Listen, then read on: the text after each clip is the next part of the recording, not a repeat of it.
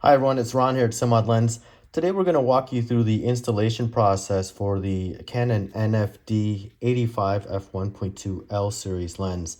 This kit has been long awaited due to the difficulty and the risk in removing this rear element in the conversion process to EF. I have purchased dozens of these to keep as spares in case I ever break one of these rear elements. That's how extreme it has gotten for me. So I had to develop something that could replace that rear element instead of having to buy an entire lens just to remove that rear element and swap it into another lens as a donor. That was a bit extreme, so it's taken me a while to develop the rear glass to mimic the exact same as the original. We've done our best to do the make sure that the coatings are the same. I'll never say it is the same because we just simply won't know. However, the magnification and everything is the same as the original. So first and foremost, I do want to stress that it is risky to remove this rear glass.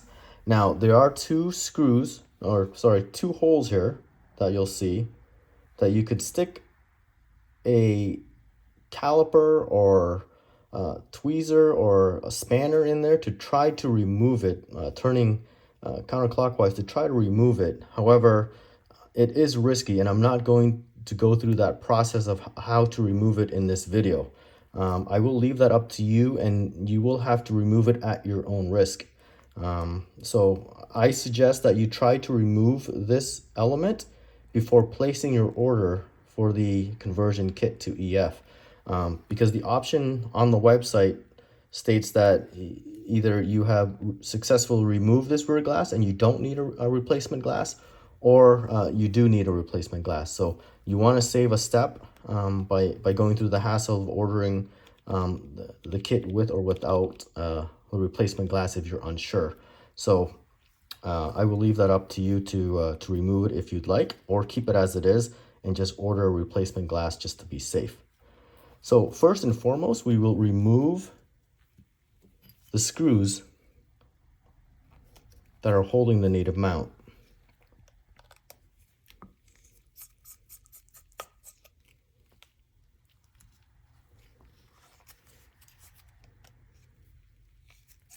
And this native mount will not be used once we remove it.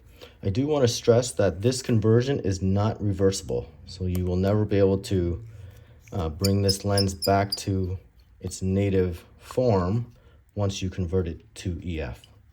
So once those three screws are removed, I'm going to use my tweezer here just to remove this silver ring. And that should just pop off. You can put that aside. Once that ring is removed, you can just turn this. And pressing this button, it will release it, and you should be able to just pull it right off. This is when you can try to remove this rear element. Again, it is very risky to remove it.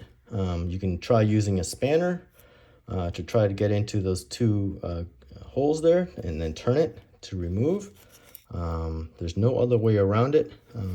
Like I said, I've purchased dozens of these lenses just to have a replacement of this rear glass on standby in case I do break it, and I've broken quite a few in the process.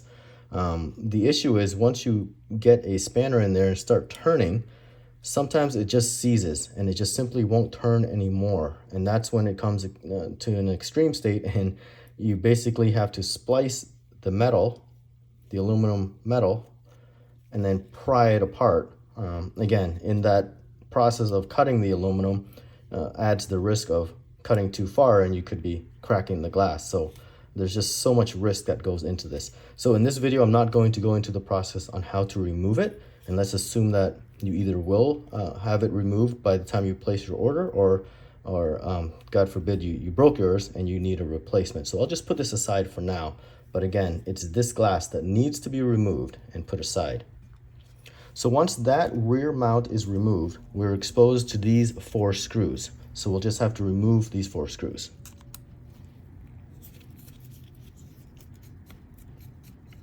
And you will need to put these screws aside because these are the same 4 screws that you will use on the new mount. Sorry, just trying to do this through the camera in front of my face.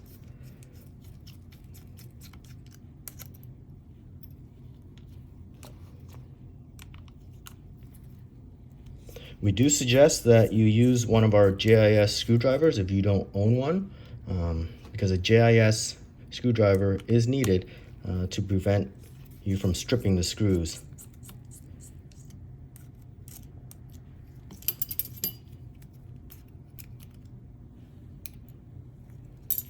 So once those 4 screws are removed, this part simply comes off and that gets put aside. We will not be needing that. Once that comes apart, we do need to remove this tab. Now this tab is one of the reasons why this conversion is not reversible, because we have to literally break it apart in order to convert to EF.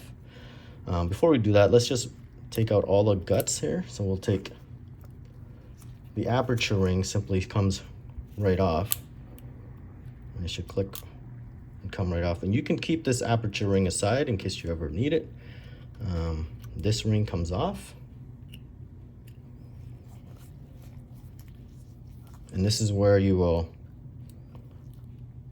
break off this tab. And I basically just pull it to the side a bit, and I hate to do this, but just bend it and it breaks off very simply. That's literally garbage. So there you have it. The rear mount is fully disassembled.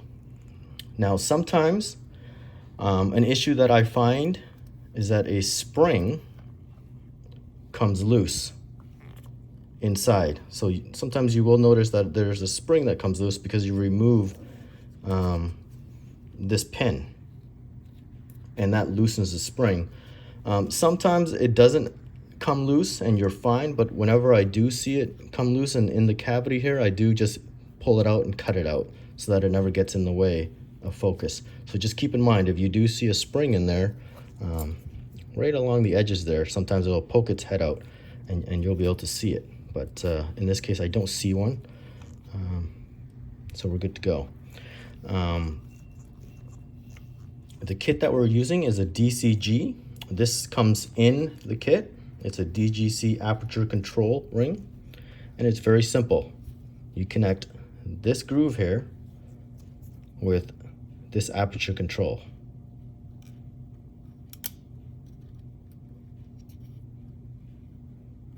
Align this with this, and that just slides right in. And there you have it. And you should be able to get full aperture. I'll take the lens cap off. Full aperture control once you have the DCG system installed. So we're going to put this aside. You will need to take your time, clean the element, wipe everything off because it's been exposed, and this is a good time to get rid of any dust that's on this level of glass. So let's assume that you did remove the rear glass out of the native mount, and we're going to use the native glass. Once you remove it, it looks like this. This is an 85L f1.2 rear element that's been successfully removed. And you will use the ring, the holder, that we will designate for the native glass. It will be marked for the native glass. So basically put that in, and the native glass has these threads that are built in. So you put that in and you turn it to attach to its the new holder that we'll provide you.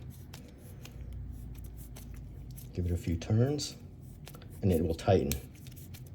Make sure all the threads are locked in place and everything is on securely before you put it on.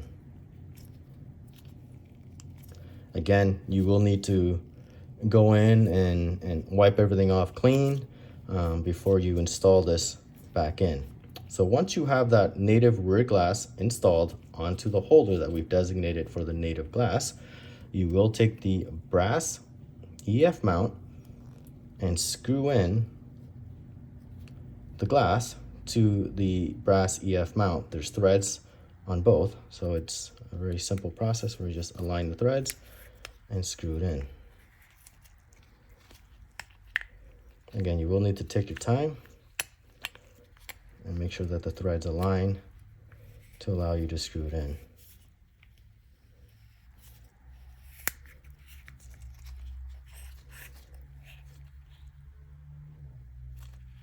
And it will tighten and lock. And there we have it. Once that is in, you've cleaned out the element, you simply align the holes to the mount on the lens and reapply the 4 screws that you've taken out earlier. Again, these screws are the ones that were on the native mount, and we're just gonna simply reuse it. And it just goes in. And that is a fully converted 85L f1.2 converted to EF. Now I'm going to reverse this by one step. Take out this screw. Now let's assume that your rear element was broken and you needed to order a replacement element. So we're going to put this native element aside, and we're going to go through the scenario of you using a replacement element that we provide with the kit if you choose to have that purchased. This is the replacement rear glass, and the replacement rear glass has its own separate holder because it does not have the threads like the native rear glass. However, everything else is the same. The holder for the replacement rear glass will be labeled as such, and it is a clamshell design that EDMIKA made beautifully, and I absolutely love it. You basically put the lens into the groove, the glass into the groove, and it closes in like so.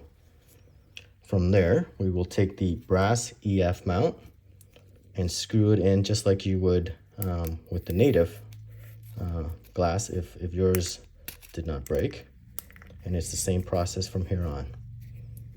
Again, take your time, make sure everything's in, and screw that in tightly.